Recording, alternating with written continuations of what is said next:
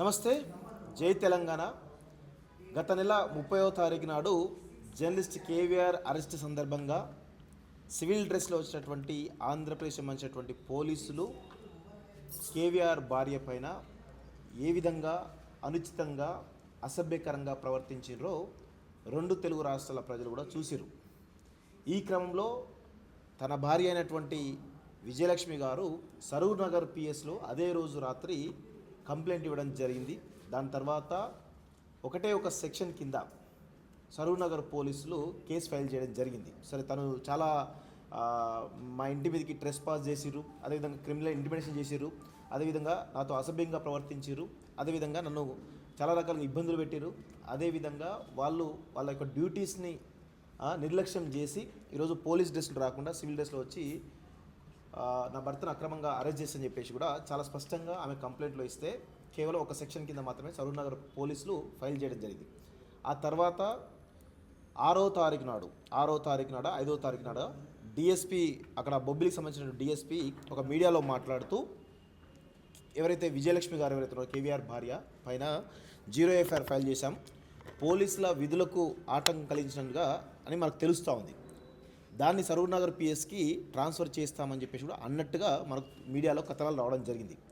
అయితే ఈ క్రమంలో కేవీఆర్ వైఫ్ ఎవరైతే విజయలక్ష్మి గారు ఎవరైతున్నారో ఒక అన్నగా మాకు ఫోన్ చేయడం జరిగింది.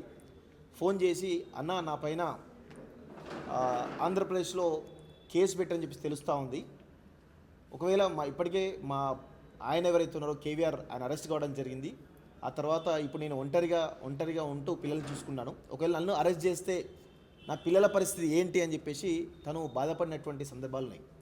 అయితే కేవీఆర్ని, సరే అది ఒక పొలిటికల్గా జరుగుతున్నటువంటి ఇష్యూ కాబట్టి కేవీఆర్ సంబంధించిన విషయంలో తెలంగాణ సంబంధించిన మేమంతా కూడా కొట్లాడుతున్నాం.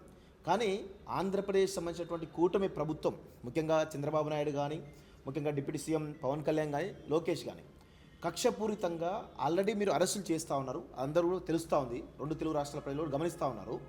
అయితే ఒక మహిళ పట్ల మీరు ఈ విధంగా వ్యవహరించడం ఏంటి అనేది ఈరోజు చాలా స్పష్టంగా మేము అడుగుతూ ఉన్నాం.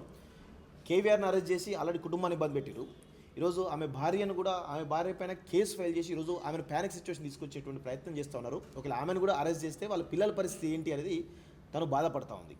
అదేవిధంగా ఇవన్నీ జరుగుతున్నట్టు క్రమంలో ఈ పోలీసులు సరూర్ నగర్ పోలీస్ స్టేషన్ కూడా ఎఫ్ఐఆర్ కూడా సరిగా లేదని చెప్పేసి మాకు అనిపించి ఈరోజు మేము తెలంగాణ స్టేట్ ఉమెన్ కమిషన్ దగ్గరికి రావడం జరిగింది. ఇప్పటిదాకా ఉమెన్ కమిషన్ సంబంధించినటువంటి ఎవరైతే సభ్యులు కానీ లేకపోతే అధికారులు ఎవరుతున్నారో వాళ్ళని కలిసి డీటెయిల్గా జరిగినటువంటి ఏదైతే ఇన్సిడెంట్ అవుతుందో, ఈమెకు జరిగినటువంటి అసభ్యకర ప్రవర్తన, పోలీసులు చేసినటువంటి ఏపీ పోలీసులు చేసిన అసభ్యకర ప్రవర్తన కావచ్చు, అవన్నిటిపైన కూడా మేము కంప్లైంట్ చేయడం జరిగింది విత్ ఎవిడెన్స్తో సహా. సో వారు కూడా సానుకూలంగా స్పందించి ఖచ్చితంగా దీనిపైన చర్యలు తీసుకుంటామని చెప్పేసి కూడా చెప్పడం జరిగింది. చూద్దాం, ఖచ్చితంగా తెలంగాణ స్టేట్ ఉమెన్ కమిషన్ ఖచ్చితంగా ఎంతో ఎఫెక్టివ్గా పనిచేస్తున్న నమ్మకం మాకున్నది. ఎందుకంటే గత తెలంగాణ వచ్చినప్పటి నుంచి ఇప్పటి వరకు కూడా ఈవెన్ రేవంత్ రెడ్డి ప్రభుత్వంలో కూడా తెలంగాణ ఉమెన్ కమిషన్ ఏ విధంగా ఎఫెక్టివ్ పనిచేసిందో మనందరం కూడా చూసినాం. చాలా పెద్ద వాళ్ళు కేటీఆర్ లాంటి వాళ్ళకు, పెద్ద హీరోలకు అందరికీ కూడా కమిషన్లు నోటీసులు పంపించి విచారణ చేపట్టిన సందర్భాలు కూడా ఉన్నాయి. సో ఈ క్రమంలో విజయలక్ష్మి పట్ల కూడా అదేవిధంగా ఉమెన్ కమిషన్ కూడా స్పందిస్తుందనేటువంటి ఒక నమ్మకం అయితే మాకున్నది. అంత ఎఫెక్టివ్గా పనిచేస్తున్నటువంటి ఒక ట్రస్ట్ అయితే మాకు కలిగింది కాబట్టి ఖచ్చితంగా కంప్లైంట్ తీసుకోవడం జరిగింది. దానికి సంబంధించినటువంటి అక్నాలెడ్జ్మెంట్ కూడా ఇవ్వడం జరిగింది. సో అక్నాలెడ్జ్మెంట్ కూడా ఇవ్వడం జరిగింది. సో చూద్దాం మరి రేపో మాపో మొత్తానికైతే ఈ కంప్లైంట్ సంబంధించి పురోగతి ఉండేటువంటి అవకాశం ఉన్నట్టుగా మాకైతే అర్థమవుతుంది. ఒకసారి వారి భార్య ఎవరైతే ఉన్నారో కేవీఆర్ భార్య విజయలక్ష్మి గారు మాట్లాడి ఆమెకు జరిగినటువంటి విషయం మాట్లాడారు.